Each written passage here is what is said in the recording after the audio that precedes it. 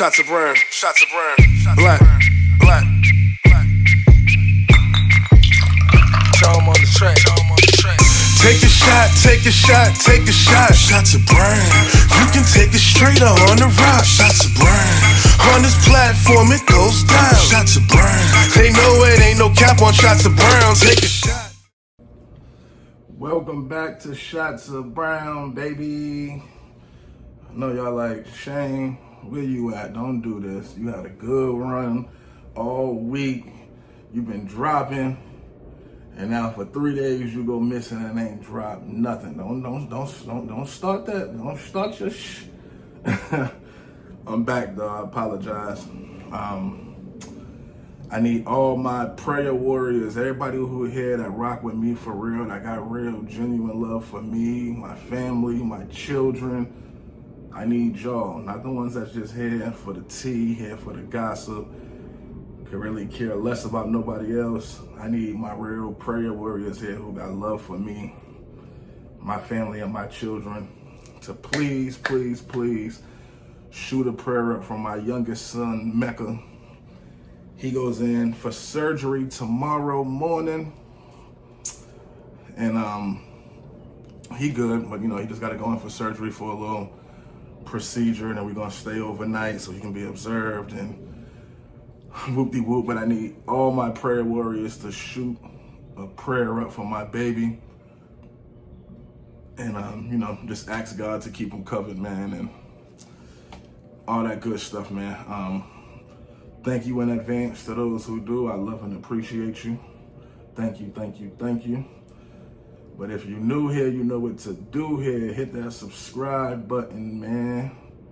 Let me know you enjoying the content. Like, share, comment.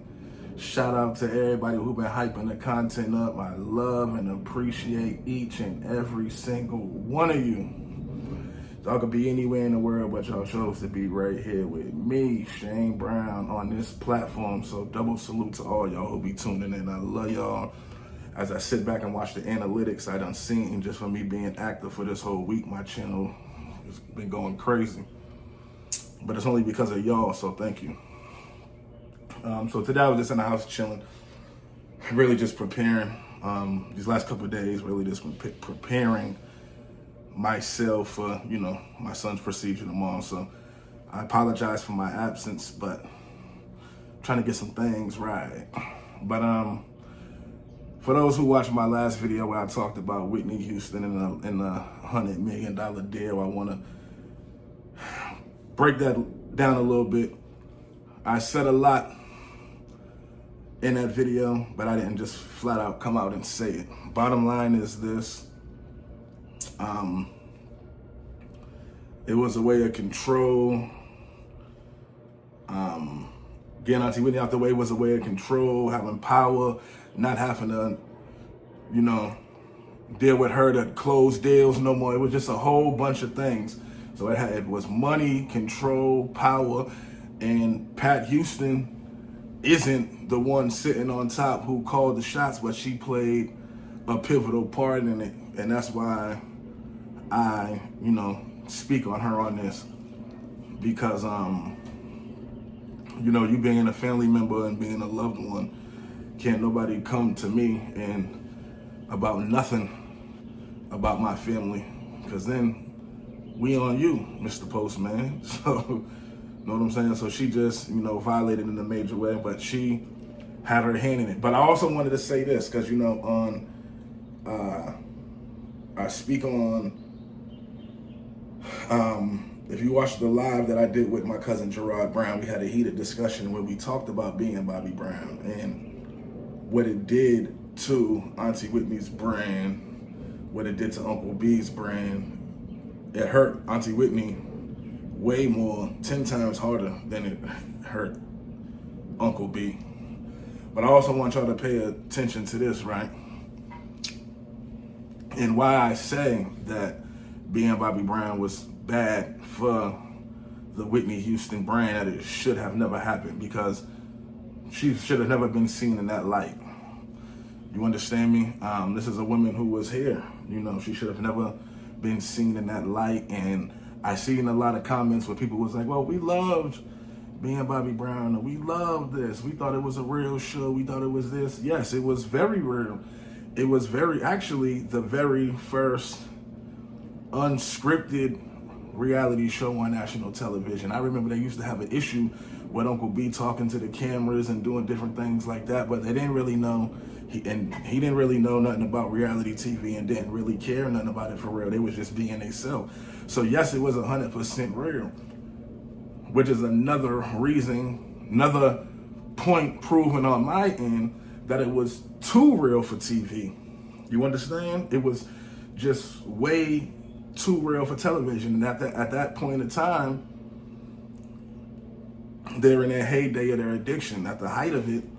And a lot of people just laughed at their pain and made a mockery of it and thought it was funny to see them like that, when really they should have really been getting help at that time. But even through that whole time and that whole process, I was younger then. Wasn't nobody trying to hear nothing that we had to say. These deals was getting closed by my elders. You know what I'm saying? So they wasn't trying to hear nothing that us younger generation had to say. But hindsight 2020, looking back, nah. Yeah, it might have been good. A lot of people loved it because they was able to see her as a real person, see Uncle B as a real person, and see the ins and outs of what was going on at that time.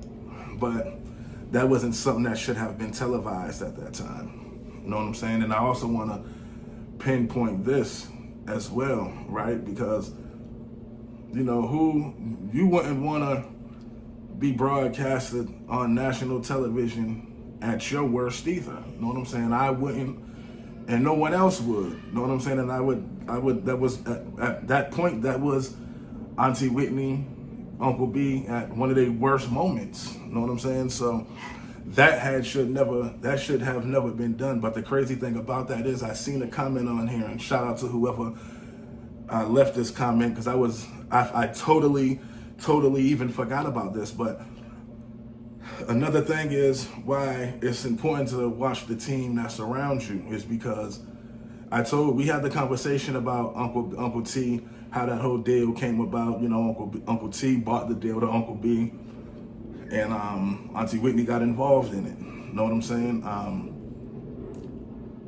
But who signed off on that for Auntie Whitney's team? Who signed off on that to say, yeah, that's something good for you to do? I want to know who signed off on that. I know who signed off on it with Uncle B. Uncle T and Uncle B work hand in hand in doing it. Work hand in hand in doing that. So Auntie Whitney's team had to work hand in hand in doing it too. And they also knew that wasn't a good look. But the crazy thing about it is even Pat and all them, Auntie Whitney's team and all them, knowing that wasn't a good look for her to be on that reality show doing that at that time. Because at that time, it was just so much going on. You know what I'm saying? So but for her to double back, and I want y'all to answer this question in the comment with Pat. For those people who was in the comments and who be supporting Pat when I drop a video, with Pat seeing everything that Bobby Brown did to her client, Whitney Houston, her sister-in-law, the one that she screams that she loves so much.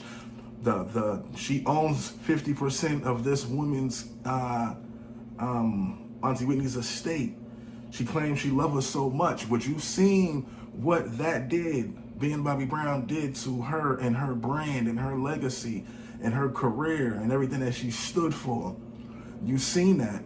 Only for you to go back when she passes, to go back to those same producers who did that Bobby Brown shit. You went back to them and got them involved in this Houston family on our own.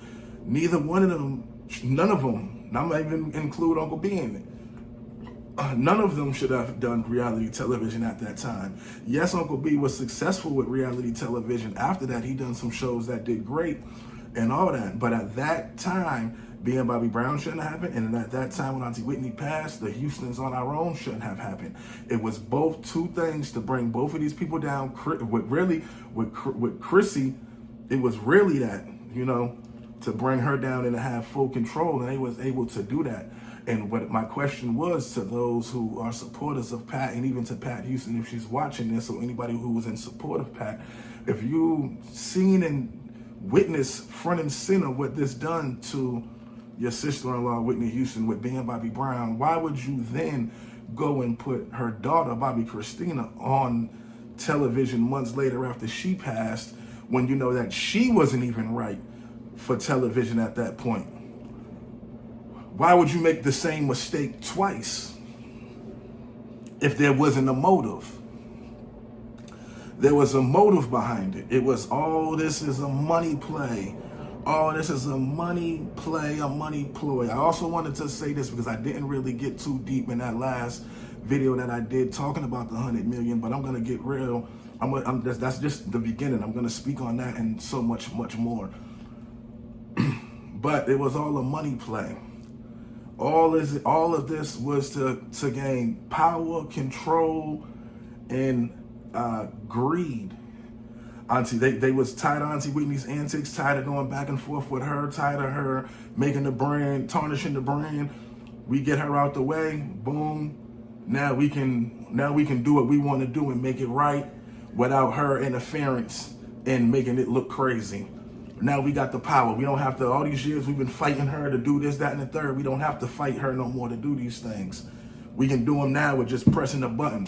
We don't have to call, we don't have to get nothing approved from her. We don't have to do none of that. We can do it now ourselves without her and make that money without her. Know what I'm saying? So it's a lot that went into that, but I didn't break that down too much in the video because I didn't want to go in too deep, and I wanted those who can see it just to read in between the lines. But why would you make the same mistake twice when you seen what that being Bobbi Brown did to Whitney, Auntie Whitney? Why would you go and do that to her daughter like that if there wasn't no motive? And another thing that I wanted to speak on Auntie Whitney's death is, for those who don't know, when she was supposedly drowned in this bathtub the night before it happened to Chrissy. So can someone explain that? All this was planned, plotted, and strategized, man. You know what I mean? All this was planned, plotted, and strategized. And my belief, allegedly my belief, I believe it was to get Chrissy out of here first, and then to make it seem like Auntie Whitney was so messed up about that she went and took herself up out of here on her addiction. Know what I'm saying? Chrissy was the attack first, and then Auntie Whitney was the next day. But I didn't really speak on too much of that in that video. But none of them, neither Bobbi, Whitney, nor Bobbi Kris, should have done any reality shows at this time. They should have not been on no one's screen. No, none of that. If anything, if you wanted to help these people, you should have protected them and kept them away from all that while they was going through this addiction. Kept them out of the limelight. You put them straight in it. You put them straight in the Shark Tank. Know what I'm saying? It's bait. So that's the thing. You know, a lot of people, and there's nothing wrong with those who love and appreciate the Being Bobbi Brown series. I have nothing against those people who love and appreciate it because, you know, it is what it is. But it's just something that, bad timing. Bad timing. It was nothing positive about it. Know what I'm saying? It just showed their downfalls, and it just was bad timing. It wasn't right. You know what I'm saying? That if it showed them on a positive note, trying to get clean and do the right thing, and it was showing them how they was, you know, now we trying to fight this addiction. We going to rehab. We doing this. We doing, I mean, then it would have been a different thing if the script was different. But that whole script on there was some BS. Let's keep it real. You know what I'm saying? And that's just my opinions on it, but y'all also let me know y'all opinion on it. You know, let's talk about it. Y'all drop it in the comments and let me know how y'all feel. But those are just questions that I want to ask from Auntie Whitney. I mean, from Auntie Whitney's team, Pat, everybody who screamed that they loved her and Chrissy. Why did these type of things take place? You feel me? It just don't add up. It just don't make any sense. But like I said in the video, man, y'all make sure y'all send a prayer for my son, Mecca, man. Surgery tomorrow. I'll be in a hospital spending the night. So if I don't have any content out for the next day or two, just understand that I'm in the hospital. But I will give y'all updates on my Instagram at Shots of Brown. And just let y'all know everything's going with my little man. If I shoot a prayer up, I love and appreciate y'all. Also, make sure y'all following at Shots of Brown on TikTok, on Twitter. I'm sorry, I said Twitter. I'm sorry. On TikTok and on Instagram, man. I love y'all. Shots of Brown, baby.